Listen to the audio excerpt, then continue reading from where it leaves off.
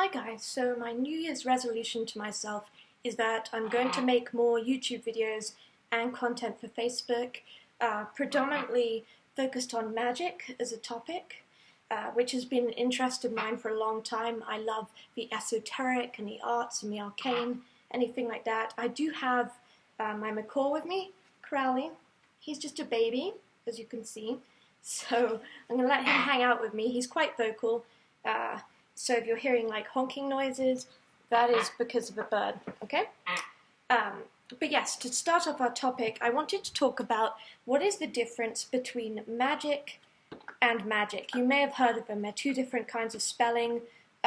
One obviously has the K in it, which is the defining feature, and the other is just the C. So what is the difference there? What does it mean? Is one more important than the other? Which one should you be using and in what context? The person who made this popular was obviously Aleister Crowley, which is what my bird is named after. In fact, I call Mr. Crowley versus Crowley, just to make a bit of difference there. He's currently climbing on things in the background and being very naughty. Come here, bud. There you go. Good job.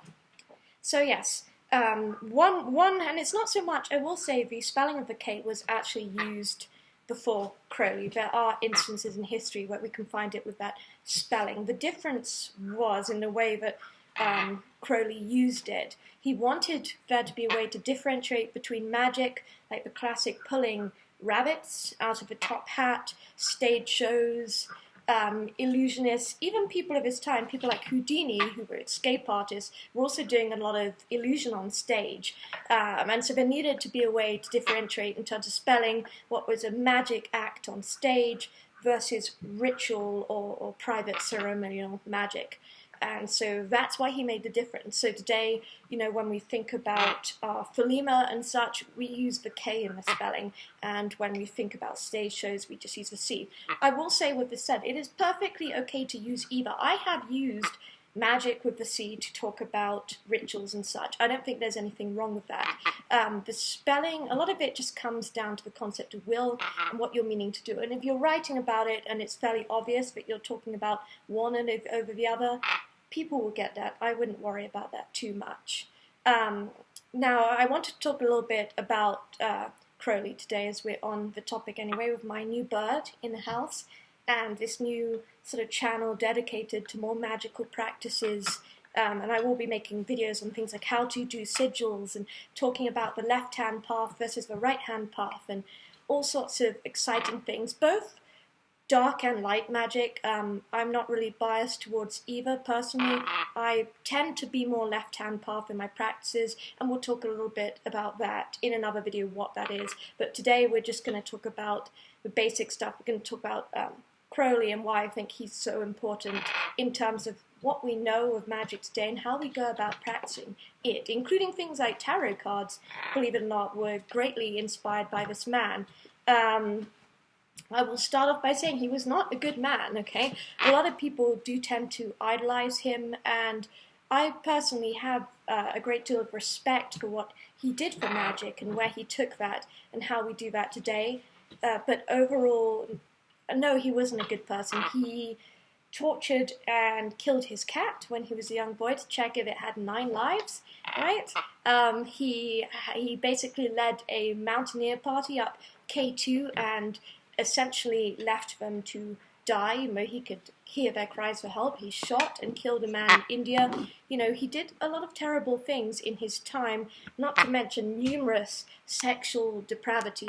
The man was very sexually active. He had syphilis and gonorrhea and all sorts of terrible diseases, which he knowingly sort of exposed himself to and wanted to. And the point of that was that he was very much an extremist. He wanted to do things to extremes, whatever it was in his life. And I think a lot of that came from his upbringing. His father died while he was very young, and his mother was very religious. And as such, growing up, he really hated religion. He detested it. He was, to quote him, he wanted anything that had sin in it. He wanted everything that was bad in the world. And I think a lot of who he became was actually a result of his upbringing and how you know, repressive it was for him. So when he grew up, he actually went to a great school. He went to Cambridge.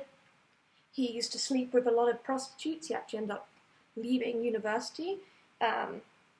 He did a lot in his life. He did a lot of terrible things during the war. He essentially worked for the Nazis. Let's say he wrote propaganda that was pro-Nazi. A lot of people think, because of if you read the wording of the writing, it's so extreme, a lot of people think he was still pro-British at the time, but it didn't matter. The British government saw him as a traitor.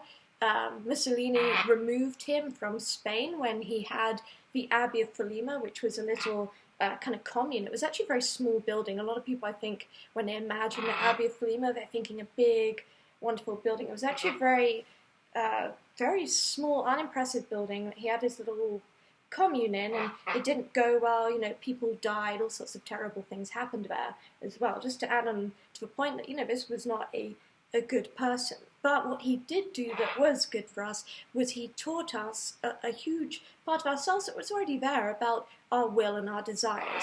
So his feeling was anything that is strong in nature, regardless if it's good or if it is bad, is what's put on the world. So his example was like rape or revolution. Rape is obviously a terrible, very bad thing, right? And revolution, on the other hand, it's an also strong, equally violent act, but can have good intentions behind it for people wanting change.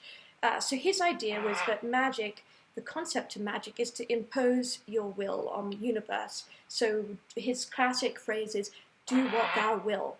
And that is basically, that whole phrase is meant to embody this idea that you can do what you like, and it's okay whether in your life, if you grow up and you want to be a doctor, you have the power to make that happen. And that magic is not about the kind of Harry Potter spells where things levitate, and obviously none of that is real. We live in a world that's governed by the laws of physics, rightly so, and it's not so much about manipulating objects or things, it's about manipulating things to follow your will, and that can be done in really simple ways. A lot of people say, well, if you're doing a spell, that's a bunch of hocus pocus.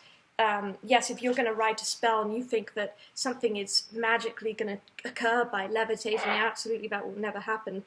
But if you are writing a CV, right, or a resume, and you want to get a job, the words that you phrase in that very much can change the outcome of your future and whether or not you get that job and your life path. So when you're crafting that letter, you are actually crafting a spell.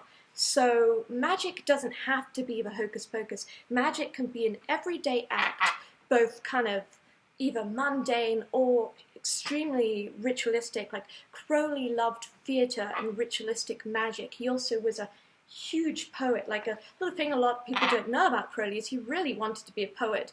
I think more than he ever wanted to be a magician. But he was a terrible poet. If you ever read some of his poetry, it's actually very poorly written. He did write some books as well. He wrote The Moonchild, which is actually a favourite of mine. I think it was a great novel. The ending is a little off, but the rest of it's quite good. So going back onto the topic of this magic versus magic, which is our topic for this video today, if we look on Google, which is going to help us here, it will say magic, in the context of Aleister Crowley's Thelema, is a term used to show and differentiate the occult from performance magic, as it is defined as the science and the art of causing change to occur in conformity with will, including both mundane acts as well as ritual magic. So for these videos moving forwards, I will be talking a lot more about spells, sigil work. We'll go through like how you can do it and how you can change your life through these things, and I strongly believe that you can. Before, especially with the magic as a topic, it was something that I really didn't want to talk about. Let me rescue this bird a second. Come on, bud. Step up. There you go. He's just starting to learn to fly, as you can see, so he's trying to practice it. It's very cute.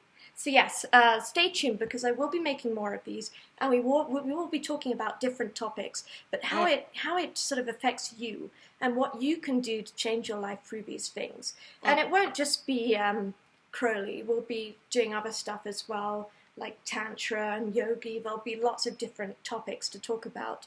And I'm very much excited for it, and I hope that you guys are too. I was going to make this a Facebook Live video, but I decided that I wanted to have it on my YouTube, obviously, as well as, he's just like, I want to sit on your shoulder like a pirate. Here you go. But you've got to learn to sit properly.